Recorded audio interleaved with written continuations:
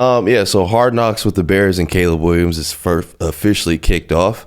Nick Saban came out and said that high expectations could stunt Caleb's growth. You actually came out and said that Caleb could be in the Super Bowl this year.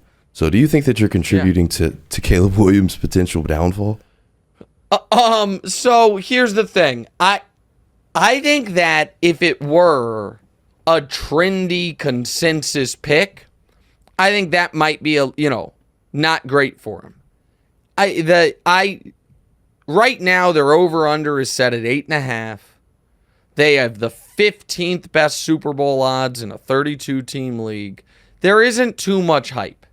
And I understand what Saban is saying in that expectations can, that if the expectations, if they're too high and you don't live up to them, the damage it can do to you as a young player. Where I think Saban's mistaken's the wrong word. The context I would add to Saban's point is the expectations for Bears fans is the standard is so low. They've never had a 4,000-yard passer. They've never had a 30-touchdown thrower. The all-time franchise leader in passer rating for the Chicago Bears is Mitch Trubisky.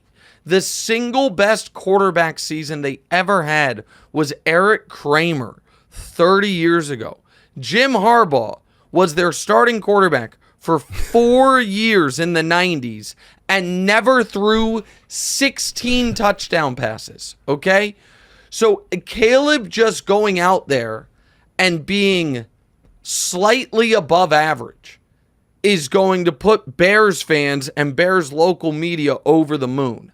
So, no, I understand Saban's point, but I don't think the expectations are too high. Let's go to the other follow-ups. So both Caleb and Josh Allen are set to play against each other this weekend. What are you going to be looking out for both of them? Well, I'm very curious for Caleb. He's going to have opportunities to run and make plays with his legs. I would prefer he doesn't do much of that in the preseason. And for Josh, I'm curious who his theoretical number one target is going to be. There have been pretty good reports out of Bill's training camp about Khalil Shakir. I'm interested in what that looks like. Obviously, everybody loves Keon Coleman. And then there's Curtis Samuel. It's kind of a hodgepodge. Keon Coleman, a first round or second round pick, but rookie. And the other reports are that my guy, two-time Super Bowl champion, MVS, might get cut. Sneaky reports out of New England and Buffalo are that Juju and MVS, the Chiefs' two top receiving targets the last 2 years, might not make either of those rosters. And it's not like New England and Buffalo have stacked receiver rooms. So that's what I'll be watching for those guys in that game. All right, next. Is your prediction more about Caleb in Chicago or your lack of faith in the NFC? It's both. It's both. I think that you look at the NFC, we're going to get to the Eagles' issues in a moment, but they're well documented and they collapsed last year. The Cowboys have had a miserable offseason.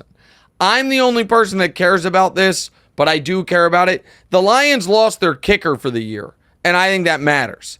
And that's like a sneaky important injury. There's no one in the NFC South I think is a contender. The Niners are going backwards, not forwards. So that leaves the Rams, who had Aaron Donald retire, and then the Packers.